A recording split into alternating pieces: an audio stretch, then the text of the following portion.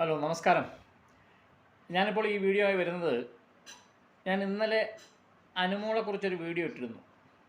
അപ്പോൾ അതിൽ വളരെ മോശമായിട്ടൊക്കെ വന്ന് കമൻസ് ചെയ്ത ധാരാളം പേരുണ്ട്. എനിക്ക് നിങ്ങളോടൊക്കെ പറയാനുള്ള ഒറ്റ കാര്യമേ ഉള്ളൂ, നമ്മൾക്കില്ലാത്തൊരു കഴിവ് മറ്റൊരാൾ കാണുമ്പോൾ നമ്മൾ അത് പ്രോത്സാഹിപ്പിക്കുക. അത് പ്രോത്സാഹിപ്പിക്കാൻ കഴിഞ്ഞില്ല എങ്കിൽ അതിനെ നമ്മൾ തരം താഴ്ത്തരുത്. കാരണം അതൊരു എന്തോ നമ്മളെ കഴിവ് മറ്റൊരാൾക്ക് വന്നു പോയല്ലോ എന്നുള്ളൊരു ചിന്താഗതി പാടില്ല. ഇത്രയും ഈ പിന്നെ ബിഗ് ബോസ് സീസൺ 7 ഈ ലാസ്റ്റ് ഫൈനൽ 5 അനുമോൾ എത്തിയിട്ടുണ്ടെങ്കിൽ എന്തെല്ലാം കഷ്ടപ്പാടുകൾ, എന്തെല്ലാം പദപ്രയോഗങ്ങൾ കേട്ട് അത് സഹിച്ച് കരഞ്ഞും ചിരിച്ചും ആണ് അനുമോൾ ഈ ഫൈനൽ 5 എത്തിയതെന്ന് നമുക്കെല്ലാവർക്കും അറിയാം.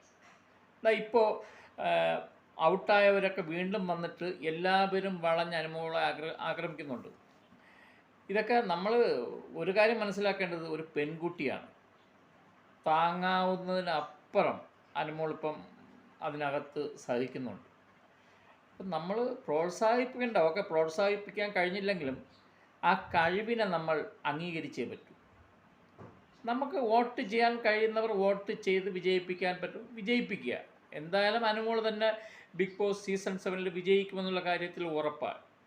കാരണം അത്രയ്ക്ക് നല്ല രീതിയിൽ അനുമോൾ അതിനകത്ത് ഗെയിം കളിക്കുന്നുണ്ട്. പിന്നെ മോശമായിട്ട് അനുമോളെ പറ്റി പറയുന്നവർ, അത് നിങ്ങളുടെ എന്തോ പറയുന്നത്, അതിന് ഒന്നും പറയാനില്ല. അത് നിങ്ങളുടെ ജോലി ചെയ്തുകൊണ്ടിരിക്കുന്നു എന്ന് പറയാം. അനുമോൾ എല്ലാവരും, അനുമോളെ സ്നേഹിക്കുന്നവർ എല്ലാവരും അനുമോൾക്ക് സപ്പോർട്ട് ചെയ്യുക, അനുമോൾക്ക് വോട്ട് ചെയ്യുക, അനുമോളെ വിജയിപ്പിക്കുക. അനുമോൾ പിന്നെ മണിമാളികയിലൊന്നും ജനിച്ച് വന്നതല്ല.